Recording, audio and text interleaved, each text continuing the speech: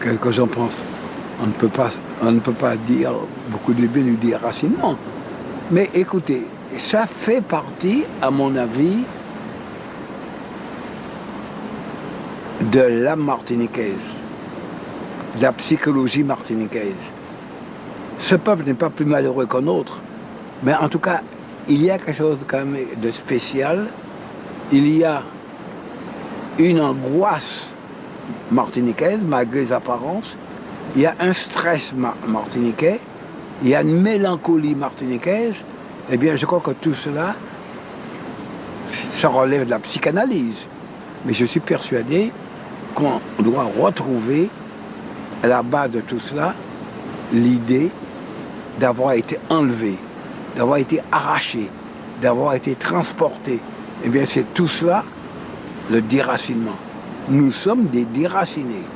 Et j'avais très fort ce sentiment quand je voyais mon ami Léopold Senghor, et je suis très amis, pendant des années on a vécu ensemble au quartier latin, au lycée Vulgrand, nous parlions. Je voyais une différence entre lui et moi. La différence essentielle, c'était pas du tout dans les vues, c'était pas du tout dans les philosophies, mais c'était un autre tempérament. Eh bien lui, il était frappé par sa sérénité. C'était une sérénité africaine. Moi, j'étais frappé par mon agitation perpétuelle. Eh bien oui, ça s'expliquait parce que moi, je suis un déraciné. Lui n'a pas été déraciné, lui. Ça, c'est très important.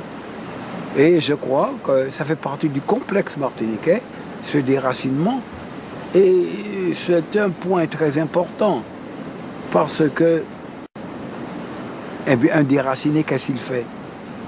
Il cherche à reprendre, il cherche à se raciner de nouveau dans sa terre, dans une terre qui devient la sienne. Et c'est bien ça, le drame des Martiniquais. Nous cherchons à prendre racine. C'est un de nos problèmes. Et cette complexité de l'histoire ne peut pas avoir d'influence sur l'homme. Nous sommes fabriqués par ce monde, fabriqués par ces légendes, fabriquées par cette mythologie, mais tout ça fait un homme.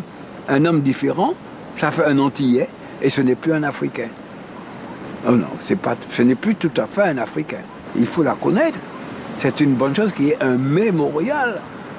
Rappeler aux Martiniquais leur passé. C'est un passé de quoi?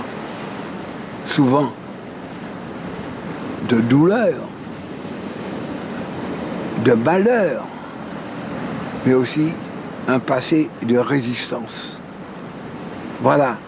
Eh bien, ceux-là, ces fantômes, allez au Morne Afrique, à côté, vous trouvez les descendants. Voilà l'exemple qu'ils nous donnent. Résister. Résister au destin.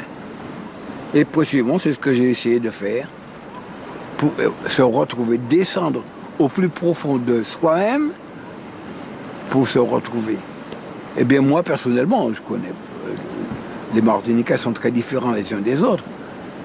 Je sais que lorsque j'essaie d'entrer et de rentrer en moi-même, et si je crois que j'ai été très séduit par la poétique surréaliste, c'est précisément, c'est pouvoir entrer en moi-même, aller plus bas que ne descend la sonde. Et bien quand j'essaie de faire ça, eh bien, je retrouve en moi le nègre fondamental. Je retrouve mes fantômes, oui, c'est ça, les voilà, c'est ça que je retrouve. Et je ne les renie pas.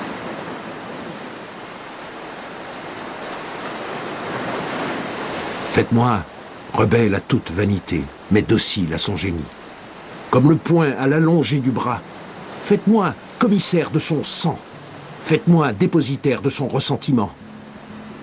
Faites de moi un homme de terminaison. Faites de moi un homme d'initiation. Faites de moi un homme de recueillement. Mais faites aussi de moi un homme d'ensemencement.